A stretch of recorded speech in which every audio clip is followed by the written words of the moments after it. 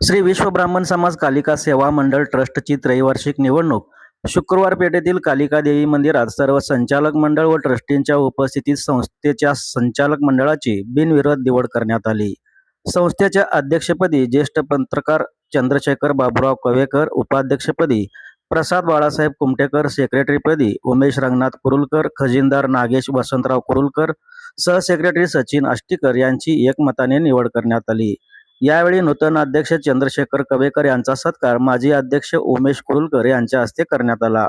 नूतन विश्वस्त पुरुषोत्तम कुरुलकर, जितेंद्र वेदपाठक, सत्यजित कुरुलकर, प्रसाद चोळसगुड, ओंकार कुमटेकर, अभिषेक कुरुलकर, सल्लागार सुरेश महामुनी, किशोर कुरुलकर, संतोष कळमणकर, सुनील पंडित यावेळी उपस्थित होते।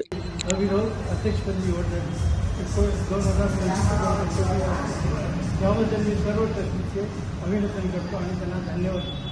आणि यापुढे जे कार्य होईल ते सर्वांच्या सहकार्याने हे करेल